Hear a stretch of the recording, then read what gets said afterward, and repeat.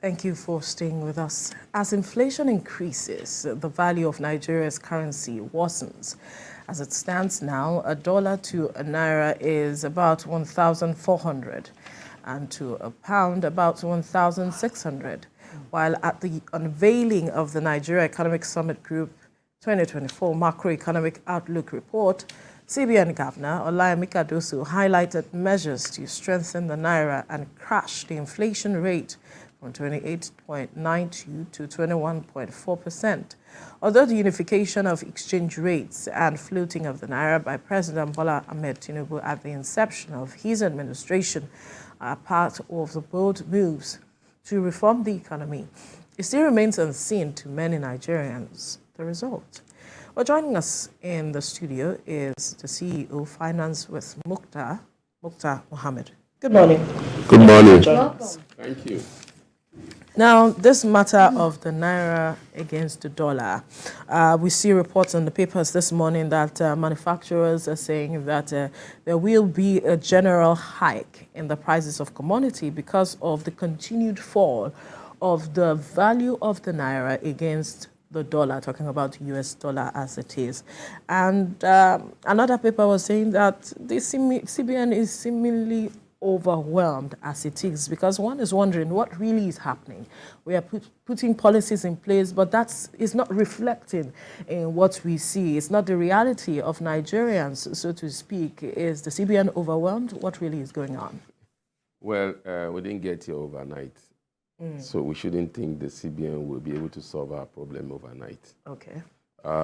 It's a battle that we've been battling. I think this goes since the COVID-19 pandemic. So the value of the Naira started to dip. Up to this moment has not been able to recover. It was a global issue initially. Then we had the oil theft also. We couldn't attract a lot of inflow of FX into our economy. So those were the contributing factors initially. Then we also must not rule out corruption.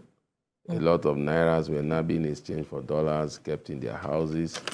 That was one of the reasons for the Naira, currency, Naira shortage that we had then, that the CBN was trying to use another means of seeing how they could address that. Remember, they got the EFCC involved. Some bureau de change operators were arrested. So all these were what I call administrative measures or trying to bring down the rate. But again, the rate cannot come down by administrative measures alone. You have to create that physical policy and that monetary policy. Now, manufacturers saying they will increase rate. It's not going to be new, because I've said it on your program. Most of the goods that we import, or most of the goods that we consume in this country, are also imported into this country. And some of these manufacturers don't even have access to FX. And the FX is not even stabilized in the FX, in the government autonomous FX foreign exchange market that the CBN have created. We've seen it at a point when as high as 1,000. It finished on Friday at about 859. So there's still that instability. There's no stability here in that space. So definitely, because you are bringing in goods, you can't bring in goods at the rate initially that you were planning. You can't bring in goods at 1,400 and sell that same goods at when you brought the goods at 1,100 or 1,200. So definitely you pass that back to the consumer. So addressing inflation, I've said it on your program, can only happen if we stabilize the exchange rate. As long as we are battling with that stability, inflation will keep going high. And in the midst of this, over the weekend too, the papers, that is, have updates, so to speak, from the central bank saying that NNPC has agreed to remit, trillions of dollars, key amounts of dollars to the, Nigerian system, to the Nigerian foreign exchange reserves and all of that. I wonder what you make of it, because it's also coming in the wake of even the World Bank saying that NNPC itself has not been transparent. As CBN tries to regulate the market, stabilize the market, what do you make of this revelation regarding NNPC's role? I think this thing has been coming for since 2022. I think it was 2021 to 2022 was made, then NNPC gave zero allocation to the Federation account. Zero allocation. So CBN did not get any any proceeds from sale of crude from NNPC. That was the beginning of where we are. At that time, you realize that from 2022 towards the end of 2022, people were not able to access FX through the official means. Again, even at that time, I think it was given at 420 at that time through the official means of the bank.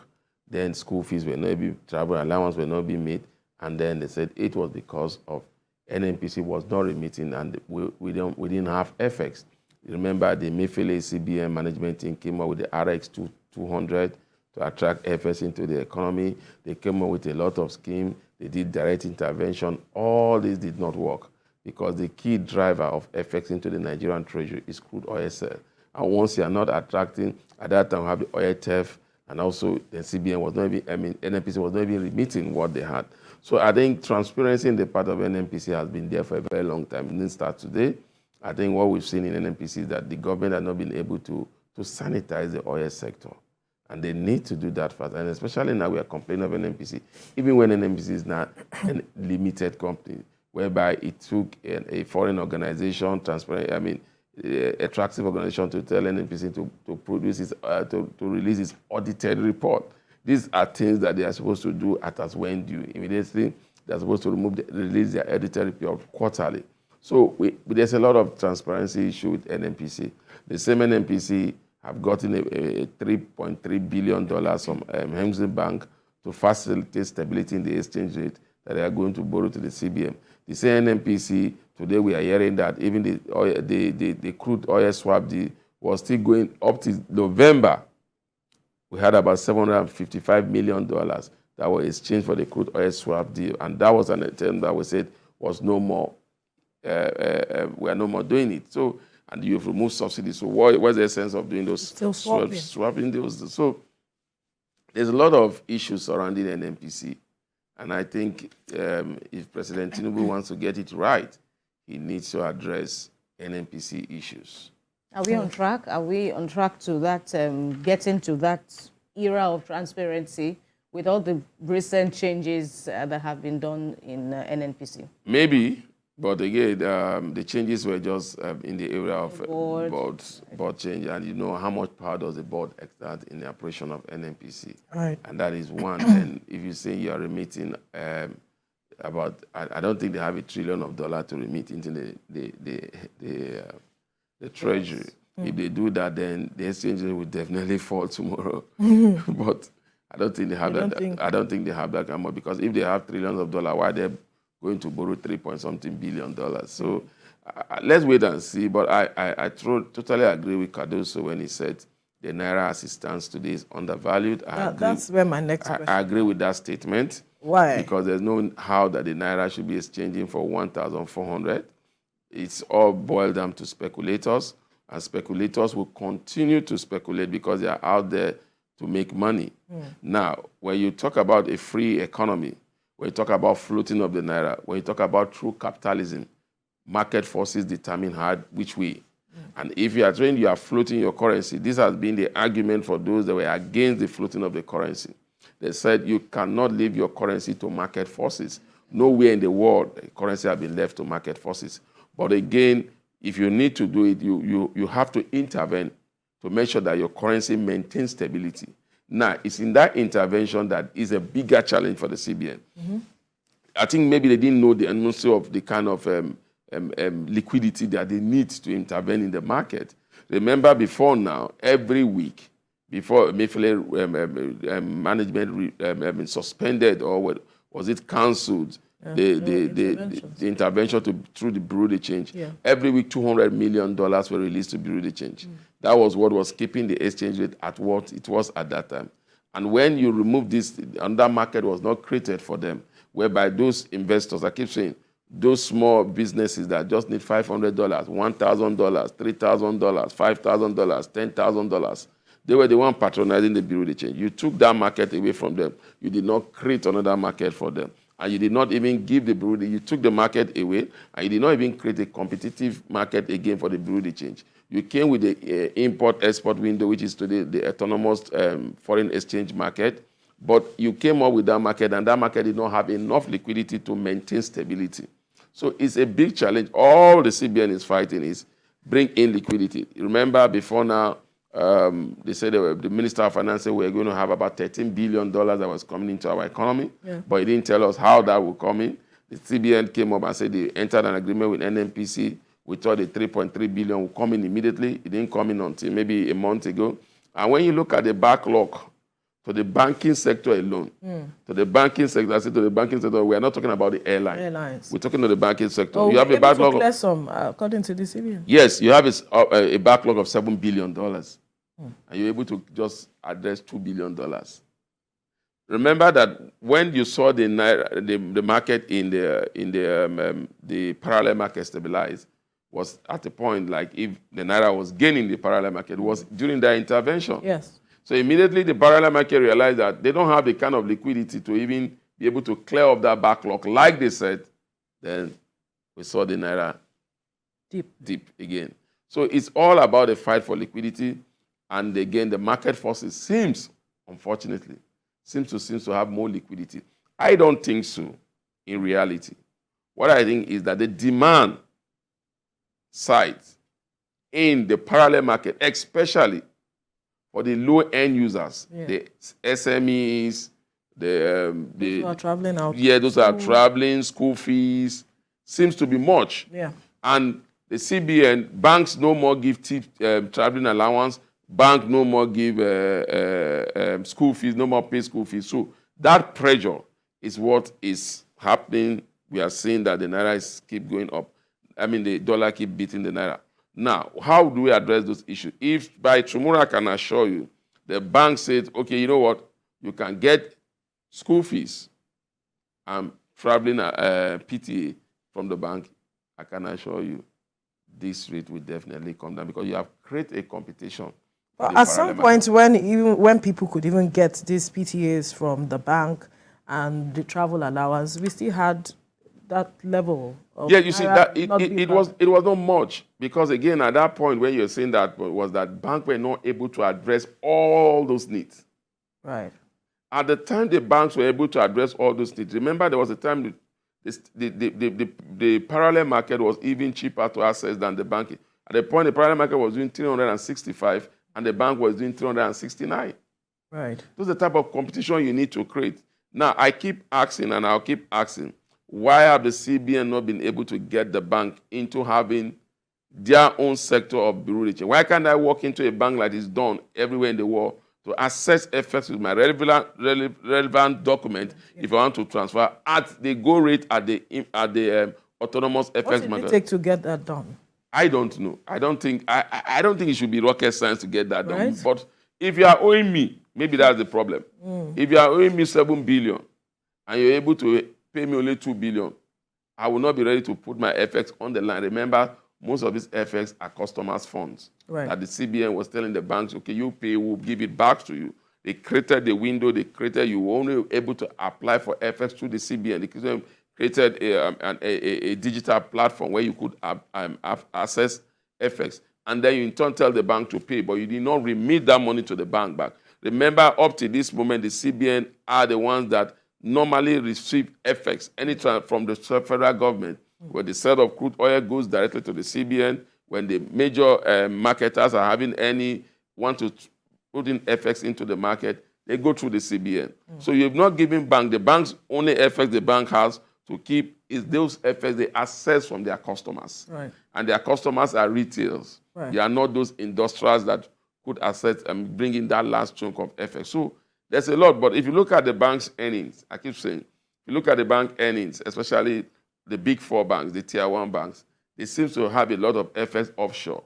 So what does it take the CBN to negotiate with them to bring some of this FX into the market to stabilize it? But again, like I said, if you are owing me 7 billion and you're only able to pay 2 billion, I will still have doubts about you. Trust and confidence. Yeah. And right. Anthony Blinken said something in that regard, talking about that investment would also, in as much as U.S. businesses are interested in coming to, pumping more money into the Nigerian system, there is also the concern about lingering repatriation of funds and all of that. How critical is that for you? Because the government remains keen for more and more, foreign investments, but this appears to be a major snag. Are you saying that the president has become Nigerian #1 marketing officer? Salesperson. He has gone out, he has said investors, and he keeps saying that you will be able to repatriate your money back if you come to invest in Nigeria. That is what the president says. But in reality, that's not what is happening. We have the portfolio investors. Up to now, some of them have not been able to repatriate their money back. That is why the report came out from the Nigerian Stock Exchange that we are on the 15 years low in terms of foreign portfolio investors in Nigeria. 15 years low. This is the lowest we've been because of what? They were not able to repatriate their funds back. So they are no more coming in. That's for portfolio investors. For you to attract foreign direct investors, they will first come up as portfolio investors to look at those opportunities and then begin to say, okay, if this opportunity are here, we want to remain here for the long while. But as long as you are not creating that two-way exchange system, I bring in my FX and I'm not able to repatriate it now. That is one of the challenges. The second challenge is I bring in my FX at 1,000 and I'm going to repatriate at 1,400. That hits my bottom line. There's no stability. So all the president is doing, everything you're doing, once you don't create stability in your FX market, no foreign investor wants to come in. And that's what the manufacturing association are saying. That's why they are saying price will go up. Because I can't access FX at 1,000. I can access FX at 1,200. I brought in that goods. And now it's about 1,400. And you expect me to sell at that rate. It will not go. So definitely the key to bringing down inflation, I've said it and I'll say it again, is address FX. Bring stability to the market. Inflation will naturally come down. It happened in Kenya. It has happened in other developed economies in the world.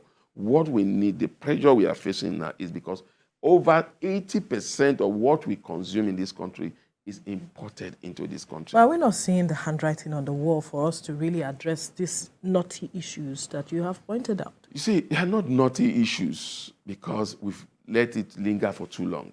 So it's difficult. We've not been able... Look, the challenge in Nigeria was not always stabilizing the exchange rate. Remember that we started from, at a point it was 130, it went to 150, it went to 250, it went to 360. Right. Now, there's always this process. When there was a time that when it goes to 130 to 150, you see that it stabilized at 150 for a long time.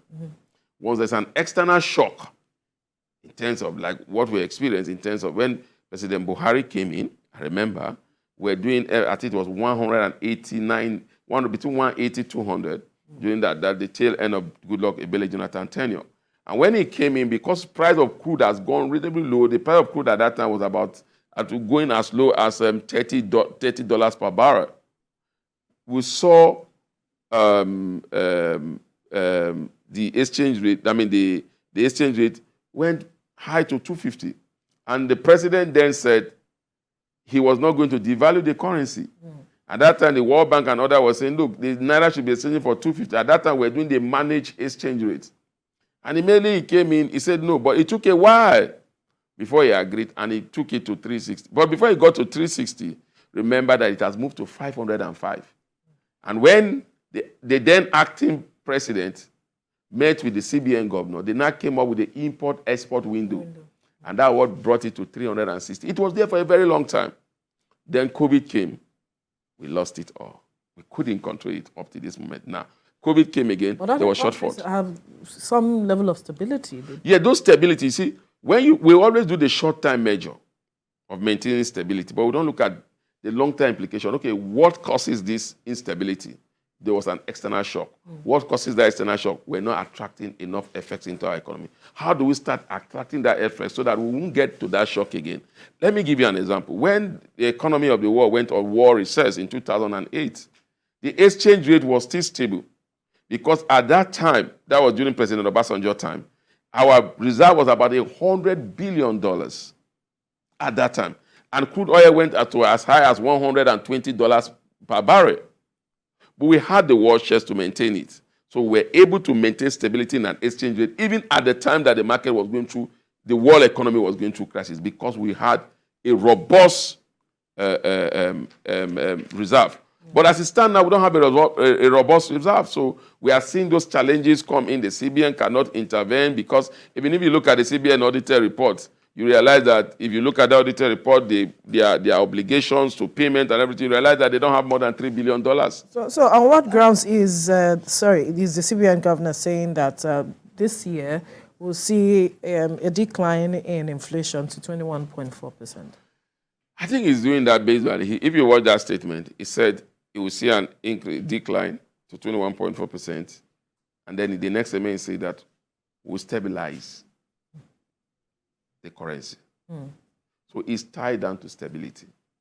Like I said, if the CBN knows it, that we need to stabilize the exchange rate. Once we stabilize the exchange rate, it will come down. Now, you look at, well, how do we earn effects into our economy? We need to really look at that side critically and then address it. We need, like I've talked about, foreign direct investment, portfolio investment. Then we talked about crude oil sale. Then we talk about remittance from Nigeria from diaspora. At a point, remittance from Nigeria from diaspora was more than the amount of crude oil sales. But when COVID came, a lot of them are just going back. And when you have this exchange rate parity, they are not coming through the bank like they used to come in. They rather come in through other means, and then the digital platform will be presented to them globally. So you need to see how you can begin to attract FS1. And if you look at it, portfolio investment, like I said, 15 years low, they are not coming. Foreign direct investors, they won't come if you don't create stability. We are still battling the price stability. We are still breaking macroeconomic instability also. They won't come. Then if you look at crude oil swell, thank God we are improving on that. We hope to get to 1.5. I think the OPEC quota to us this year is 1.53 million barrels. We are doing about 1.3, so we still have a shortfall of 200, but hopefully we should get there. So when you look at that, if we don't address these 4 areas to attract effects through these 4 areas, we'll continue to have the challenge. What advice do you have for consumers now? Food prices on the rise, and of course SMEs. I think we need to look at local manufacturing, local. We're not there yet. We are not there yet, so it's a big tax because is the environment conducive? Because cost of production is high, cost of gases have gone up. So that when you look at local consumption now, local production, what is making local production more expensive than foreign production? It's just because of cost of production. Diesel, because we don't have power, most of all these plants are run by generation set. And this generation set, some of them are diesel. And diesel that's today is selling at over 1,000. So that is why I'm excited about the coming in stream of Dangote refinery. Maybe by the time we start having Port Harcourt refinery, Dangote refinery, the pressure on the NNPC to bring in refined petroleum product will ease. So most of these sales, most of these funds will now find their hand into the foreign reserve, and then we'll be able to have a robust reserve because at that time we are doing local refining of our petroleum product. Will it affect price of fuel in Nigeria? I think it should. It should in the long run. In the short term, we might not see that gap. But let me tell you why I think it should immediately is because when you look at the charges that usually they charge when they bring in this crude to Nigeria, landing costs, it will not be there. It will eliminate landing costs. So it should bring down the cost. But whether it will be major, I don't think so yet because, again, that monster comes in. Cost of production. So Dangote refinery is still going to be the one that will provide power for themselves. So what really is the value of the Naira, if we're talking about the value? Well, I want to look at the import-export window to say, the value of the Naira as it stands today based on demand and supply in the import-export or autonomous foreign exchange market.